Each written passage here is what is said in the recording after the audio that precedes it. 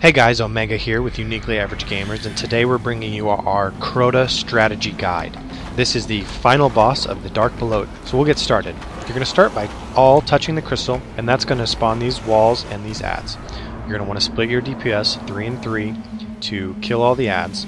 You need to designate one person to go and grab the Chalice of Light. Once these adds are down, everyone goes left except for the Sword Bearer, who goes right. You can see there's a debuff here, Presence of Crota. What that does is it causes you to no longer be able to regenerate your health and shield like you normally would, unless you're holding this chalice, so it's incredibly important.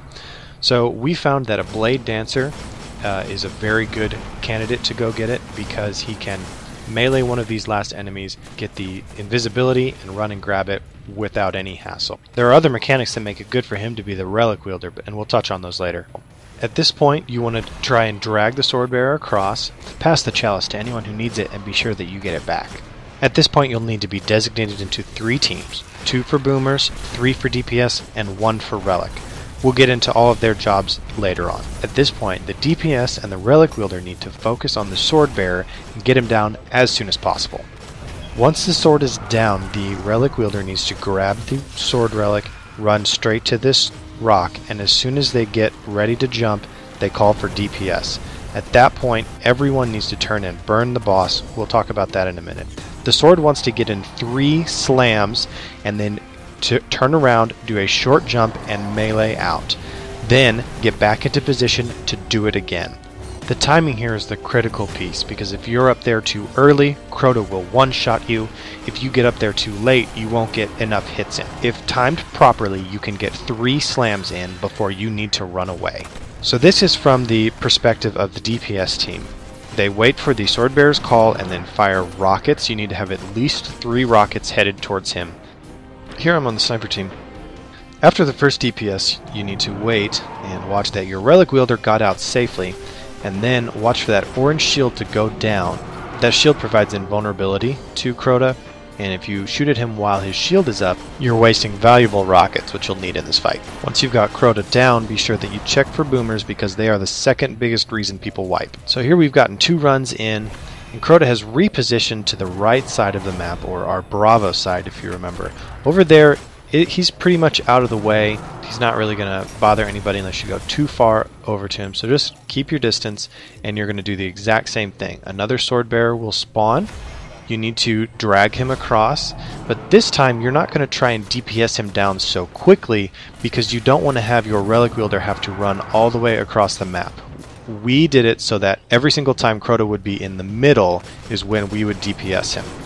That allows for the same jump every single time for the Relic Wielder, and that just works out a little bit nicer. Also, the sword will only be in play for a short amount of time, so you want to maximize your time DPSing Crota. So at this point, we've got the Sword Bearer down a little bit. Do be careful, because he will regen health if you leave him alone. So here you can see I'm checking to see the timing, see if Crota's moved yet. We've kind of got a feel for it by this time, so we know to kill him. It's a perfect timed run. We call for DPS, and we go. Once you've gotten this part of the fight locked in with the timings, you've pretty much won the encounter. Unless someone dies. Eraddicus was kind enough to show us this mechanic, and what happens if someone dies and Crota sees it, which is anywhere in this map, he will spawn an Oversoul. That's that big green orb, and when that spawns, everyone needs to turn and focus it down. If it is not killed within a few moments, it will wipe the entire party and drain your super.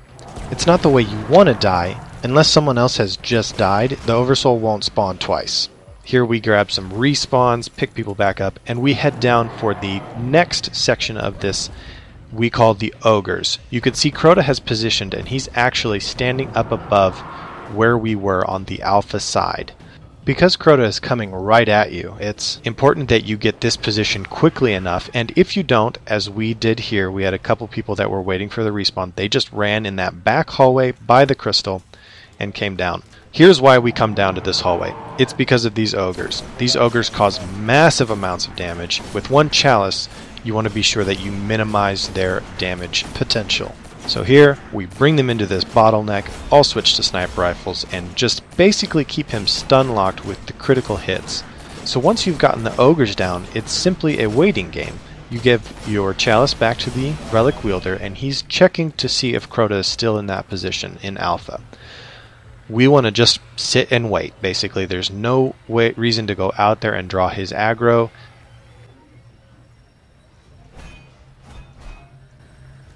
And we can see now he's repositioned. So here's a quick jump up trick. It requires your hunters to be in Gunslinger with triple jump on, and basically one by one you cram yourself into the corner and double or triple jump up. This way everyone can make that jump, and it's just a much faster way to get into position. You can see I'm up and boomers are taken care of very quickly. Relic Wielder can go through the middle, because again, Blade Dancer, and he can go drag the aggro of the Sword Bearer, and once again we're going to burn him down. At this point, all you have to do is rinse and repeat what we've already gone over, and you'll be collecting your loot. There are a few things to mention here. First off, if you are following our timings, you will have the Sword Bearer attack Crota every time while he's in the center, then you will have 2 Sword Bearers and 1 Ogre. If that delays or you're recovering still, there is a possibility that after the first Ogre you will only get 1 Sword Bearer, then followed directly by Ogres. That's why right after Ogres it's important that you DPS the Sword Bearer down as fast as possible. Next, if the fight goes on too long, if you're not getting in enough hits during his shield being down, if you accidentally die a few times, or your timings are just off, he does have an enrage timer. That's at approximately 9.5 minutes after you've picked up the chalice. When Crota hits his enrage, he will constantly respawn the Oversoul. This further causes you to spread your damage and will ultimately lead to a wipe, because you won't be able to sustain that kind of damage over a long period of time. This fight is all about timing and communication, and so once you've got those things down, you'll have this on lock. I'm going to go ahead and let the rest of this fight roll out so you can see it. I just wanted to say thank you guys so much for watching. I hope that you enjoyed the video. If you did enjoy the video, feel free to give it a thumbs up. If you have any questions or comments, things that maybe we missed that you guys do that you find works better, please feel free to leave a comment. We love to get you guys' feedback. The discussion has, on a number of occasions, caused us to rethink our strategies, so it's fun to be able to engage and share this with you guys. Feel free to hit us up on Twitter at YouAverageGamers. In the few weeks since this expansion has been out, there are a few cheeses for some of the fights. We typically don't use them, but if you guys would be interested in seeing those videos, leave a comment, let us know. We'll see about putting that together for you guys. Be sure to stay tuned. We got more Destiny content coming your way. If you've got any questions or suggestions, again, drop us a line and we'll see what we can do. Again, thanks for watching, and we'll see you next time.